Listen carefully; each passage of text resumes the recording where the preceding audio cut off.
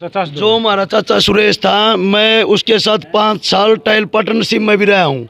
गांव में बढ़िया के रिश्ते नहीं होते तो छोटा भाई ने मैं यहाँ से निकाल कर रोहतक ले गया। हमने 3 साल से उसके साथ से काम छोड़ दिया था टाइल का। जो टाइल की पूंजी बाकी है पार्टनरशिप की, वो भी उसी के अंदर है। ये मेरा बड़ा भाई सोनू, इसका ससुर गाँव सुर की गड्डी में भर्ती का काम करता था जींस का। उसने लोगा की सरसम दुआ रखी इसको 40-50 रिश्तेदारी में। हाँ 70 लाख की, और उसका प्रूफ भी है जो लिख के दे रखा है उन्हें। सारी चिट्ठी है उसकी। 8वां महीना में और वो 5-5 किलो मतलब चीनी बेचे, साइकिल पर तोल रहा है। उसने उसका साथ ऐसा विश्वासघात करा है कि वो बेहोश पड़े हैं जब तक इसकी सासू ने पता चला है।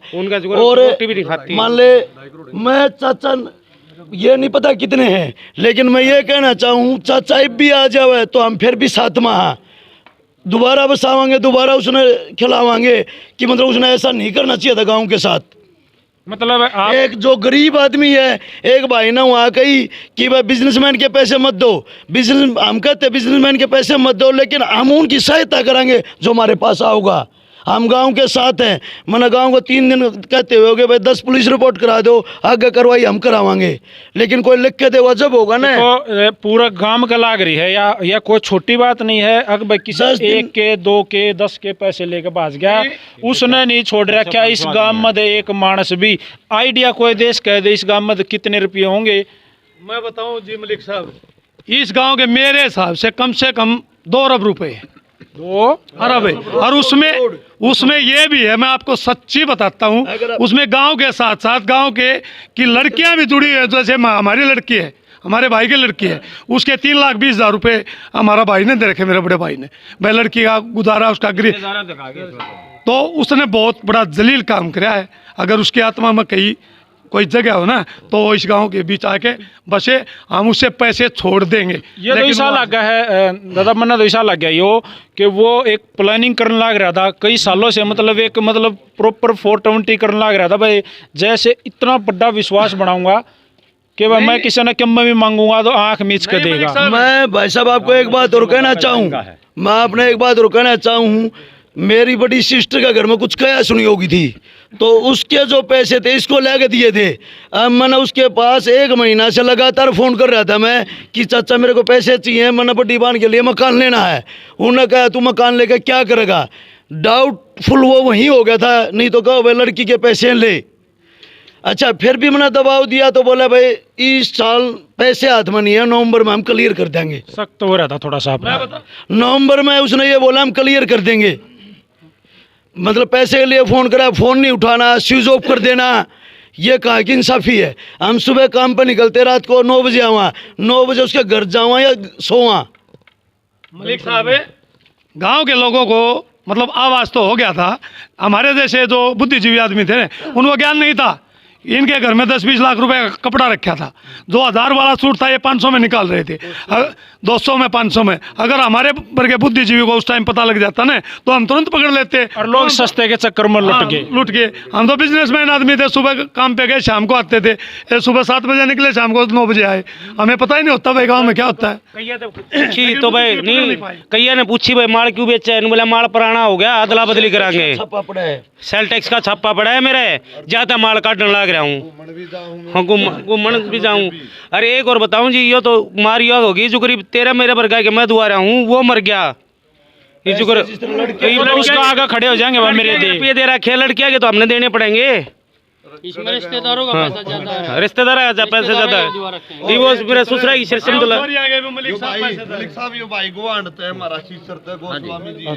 नमस्कार जी। नमस्कार जी, मेरा गांव शीसर खास है जी। मेरे 4,36,000 रुपये, 2 लाख रुपये तो है लड़की के जी, और 2,36,000 रुपये हैं मेरे। और ये पैसे हैं सारे जिस तरह ईब यूँ गिरे थे मैंने ईबे, वो क्यों आगे पैसे 1,36,000 तो क्यों आगे हैं। और 3 लाख रुपये, 1 लाख रुपया मेरा पहले का दाना का छोड़ रखा था, और 2 लाख रुपये लड़की के थे। मतलब गवांडों तक व्यापार चला करता लगभग सभी कामों में जागन है। व्यापार तो इसका इतना तगड़ा चल रहा था, भरोसा था इसका, कितना लियाओ कितने लियाओ, कोई नुकड़िया नहीं था। बस तू ना तो ले। हाँ बिजनेस तगड़ा था। हमारी बुद्धि भ्रष्ट होगी, क्योंकि हम लोग ऐसे थे जो कि ब्याज में कभी पैसे ही नहीं देते थे। लेकिन हमारी बुद्धि भ्रष्ट होगी। घरवाली ने, मैं बैंक में पैसे जमा कराना था, घरवाली बोली 2 महीना में सुरेश दो 10-20 बढ़े के, तो हमारे जैसे बुद्धिजीवी आदमी बीमार में आ गए। जी अंकल। अजी 2014 से मैंने 2 लड़की ब्याही थी जब, अरे एक रह रही है उसका भी ब्याह दिवाली ब्याह होगा। मैंने जब का जन्मदिन दा रहा हूँ 1.5 रुपये से करे मैं रखा करता हूँ। अब जो 2 साल में हिसाब कराया रहे और आज भी 14 लाख और 9,000 मेरी कापी में लिख रखे हैं। देखो ये तो सीधी सी बात ये है कि भाई उसकी एक बहुत ज़बरदस्त प्लान था, तरीका बना लिया था भाई, इतना टारगेट है। और मान लो जैसे बताया 200 करोड़ 2 अरब रुपये 200 करोड़ रुपये अगर वो ले गया है तो, और बाहर से भी बता रहे हो आप, मान लो अगर वो किसी की शर्षम, किसी के मालिक साहब हम एक बात और कहना चाहते हैं, जो इसका परिवार है ना, वो अटक अटक का बोल रहा था जी भी। अटक अटक की बात नहीं कर रहे हम, एक बात चाहते हैं हम, इसका परिवार है ना, कोई भी आदमी घर से जाता है ना, पलायन करता है तो उसके परिवार को, उसके रिश्तेदारों को पता होता है भाई यहाँ इसने कहाँ पे प्लान किया है, वो लोग इसको ढूंढ के लाए, उनकी नैतिक जिम्मेवारी बनती है ये तो जी विजय माल्या बन गया गांव के लिए। पहलवान जी ने बड़ी बढ़िया की भाई, विजय माल्या हो गया। गरीब आदमी रो रहे, बहुत से आदमियों की तो मौत भी हो सकती है अगर उनको संतुष्टि नहीं दी जाए तो। बिल्कुल फांसी खाने के टाइम आ रहे हैं। फांसी खान के दादा किधर सुनता हो तो ये गांव तने कुछ नहीं कहेगा, गांव के बीच में आ जा। और दूसरी बात भाई मलिक साहब, हम चैनल के माध्यम से आपको भी एक रिक्वेस्ट करते हैं कि आप हमारी बात को मुख्यमंत्री तक, गृह मंत्री तक, डीसी को, एसडीएम को, सभी को हमारी इस गांव की ये जो एक आर्थिक तंगी की बात है, ये पूरे गांव का पैकेज चाहिए, हमें गवर्नमेंट दे। हम ये नहीं चाहते कि भाई सुरेश आए ना आए, हम ये भी चाहते हैं भाई गवर्नमेंट भी दे हमें सहयोग। क्यों आज हमारे गांव की हालत है ना वो बिल्कुल बदतर हो चुकी है। हमारे गांव में आज रोटी खाने के लिए पैसा नहीं है, चूल्हा नहीं चढ़ रहा। इन्वेस्टिगेशन में भाई जो करीब बता रहे थे और हमारे पंडित जी दादा आ रहे थे में, अगर सही डाल इस बात की तसल्ली करी जा तो जो बसंत था, रूप था, जो उसका लड़के थे दोनों, उस लड़के की ओबीसी बात है, उसकी रिश्तेदारी थी, जड़ा साड़ी थी, साले थे, सासू था, ससुरा था, वे जो बहू गेले जा रही है उससे बात भी करेंगी। ऐसा तो नहीं हो सकता कि उससे बात नहीं करेंगी। लिंक में तो पाओगे तो डेफिनेटली अगर सही डाल उसकी इन्वेस्टिगेशन करी जाएगी तो आदमी को 100% पकड़ा जाएगा, पकड़ा जाना भी चाहिए। अच्छा, प्रॉपर्टी कितनी और यहाँ जो रहेगी उसकी? प्रॉपर्टी देखो थोड़ा थोड़ा गांव भी नु सोचा भाई रिकवरी कहीं ना कहीं किसी तरीके से हो तो कोई ना कोई जब तक नहीं आ लेगा, ये तो किसी ना कोई गणा पाड़ा तोड़ी नहीं करी है, नू कंट्रोल करने की कोशिश कर रहे हैं भाई इसना मैं ले लूंगा, मेरा काम चल जाएगा, इसमें इस भाई का काम चल जा। तो पंचायत का भी हो, सामाजिक भी हो, ये बोल रहा है कि भाई सारे भाइया न बनना चाहिए ऐसा सौदा भी अगर कुछ हुआ है तो। लेकिन प्रॉपर्टी एक आड़े थी जो बहुत बड़ा, ये ऐसे बड़े बड़े सौदे ले रहा था भाई, उसने देखा तो 10 करोड़ का सौदा हो मन माने, तो आदमियों को एक विश्वास होता था कि भाई 10-15 करोड़ आड़े इन्वेस्ट कर रहा है, 20-25 करोड़ फिर मैं भी इन्वेस्ट कर रहा है, तो एक इन्वेस्टमेंट के हिसाब से माना जा रहा था बहुत बड़ा बिजनेसमैन है, बहुत घने पैसे हैं। लेकिन एक दूसरी बात ये भी थी कि आड़े जब इसका दोहराया करते कई बार ये बतावे जो ये जमीन ले रखी थी या बैंक करप्ट हो रहा था यूँ, तो बैंक वाले आके नोटिस लगा जाते थे। जब दादा से पूछी जाती भाई क्या होया, तो दादा बोलता था कि भाई इनकम टैक्स वाले आए थे, मन्ने 1.5-2 लाख दे गए सरकार जी। तो ये एक झूठ भी थी जिसके कारण आदमियों को पूरी इन्फॉर्मेशन नहीं मिल पाई। अगर आदमियों को ये बेरा होता कि पहले भाई बैंक करप्ट हो लिया है तो आदमी कहीं ना कहीं उसके घर पर जाकर कुछ ना कुछ जुगाड़ करता, दादा पीछे दे दे, आइडिया हो जाता। लेकिन वो वही बात है, दादा नोड़े भी गुमराह कर दिए लोग, उन्होंने तो सरकार भी ना छोड़ी। बिल्कुल, इसलिए उसने वहाँ भी गुमराह कर दिया। अब देखा जाए तो बैंक जो भी करप्ट हो रहा है, जहाँ से करप्ट हो रहा है और रिकवरी तो करेगी अपनी, 100% करेगी। भाई ईब सीधी सी बात तो एक ये है, इस वीडियो के माध्यम से मैं आपको कहना चाहूँगा, कल 10 से 11 बजे मैम थाने में ये पूरा बड़म्बा गाँव आने वाला है, और जिसके भी पंडित जी में पैसे दे, जो सुरेश पंडित जो फरार हैं उसमें जिसके पैसे थे वो भी आओ, अपनी अपनी रिपोर्ट दर्ज कराओ। पहली बात तो है या दूसरी बात, जैसे इन्होंने कहा भाई सरकार भी इसमें मतलब अपना जोर लगाओ जितना लगाया जा, क्योंकि यहाँ जो अब मामला एक ठगी का और फ्रॉड का नहीं रह रहा, यहाँ पूरा का पूरा परिवार जो जैसे जितने भी मेरे पास यहाँ अब मेरी वीडियो में बोले हैं, सब ने एक ही बात बोली है, मन्ना छोरी बहनी थी, मैं अपनी छोरी का रुपये ले आकर दे रहा था, मैं फलाने रिश्तेदार बदवा रहा था, और मामूली रकम नहीं।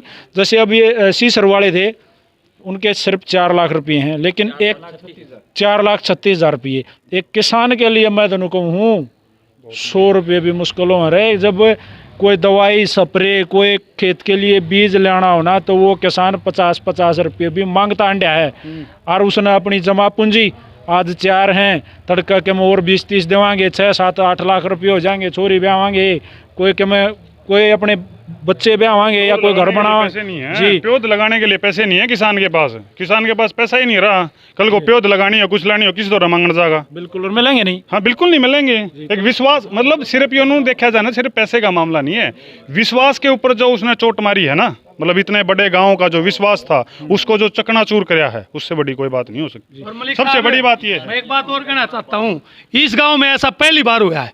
मतलब ये गांव है ना हमारा, ये वो ठंडा खेड़ा बोलते हैं ना, ठंडा खेड़ा। अगर सुरेश यहाँ पर रह जाता ना तो ये गांव सुरेश को कुछ नहीं कहता, माफ कर देता। लेकिन सुरेश ने इस गांव के साथ विश्वासघात किया है, बहुत बड़ा विश्वासघात किया है। वो एक अन्यायी आदमी था, उसका मुंह शरीफ था लेकिन उसका अंदर काला था। हम उससे तो भाई एक बार फिर मैं जी, भाई साहब वो साइकिल से चल था, साइकिल व कंडी साइकिल व बाट, और उस गांव ने इतनी आवाज़ चढ़ा दी उसकी कोई ठीक नहीं, और ईमानदारी की बात थी कती। अगर किसी और पे भी भरोसा ना रखो पहलवान जी, ना कौन नहीं रहा भगवान पे भी। गांव में पैसा नहीं है मलिक साहब, कैसे तो बात भरिएंगे, कैसे लड़की ब्याही जाएंगी, कैसे पौध लगाए जाए, ट्रैक्टर में तेल डालने के लिए पैसा नहीं है किसान के पास। सारा पैसा गठड़ी बांध के न रो चढ़ गया, कुछ चढ़ गया। ये तो सरकार से, भगवान से हमारी प्रार्थना रही, दादा दादा तू किसे सुनता हो तो ये माड़ा गाम ना बड़म्बा गाम है, माफ कर देगा आड़ा जा। तो भाई सभी भाइयों से मैं भी एक बार रिक्वेस्ट करना चाहूँगा, कल 11 बजे मैम थाना में वहाँ जो दरखास्त देनी है, एप्लीकेशन लगानी है, वो सारे उड़े इकट्ठे होंगे, उड़े पूछो। कल की ये डेट है या 13 तारीख की, कल 13 तारीख की 10 बजे 11 बजे तक वहाँ लास्ट पहुँचना है। 1 घंटा उड़े रुकेंगे, उसी दौरान ये सारा काम होगा। और भाई पंडित जी महाराज अगर कहीं सुनते हो तो ये बद्दुआएं तो लेने की है और नहीं मलिक भाई। साहब, हम एक प्रार्थना आपसे मीडिया के माध्यम से और करना चाहते हैं। ज़्यादा से ज़्यादा जो भी उच्च स्तर के मीडिया भी है, सभी है, हम आपसे रिक्वेस्ट करना चाहते हैं सभी मीडिया कर्मियों को वहाँ बुलाया जाए। जी भाई, मेरे जो मीडिया वाले साथी हैं जिनके पास ये माइक और ये काम करने लग रहे हैं, कल आप मैम पूछो। और ये एक ऐसा जन सैलाब होना चाहिए कि उस पंडित जी की नींव हल जावे, उसको वापस आना पड़े। तो आप लोग भाई समाज की एक ताकत हो, आप एक सतम हो, आप कुछ भी कर सकते हो। और आपने भी मैम पूछना भाई, सारे मीडिया वाले साथियों से मेरी रिक्वेस्ट है, जैसे इन्होंने कहा है आप सब आओगे, मैं भी आऊँगा।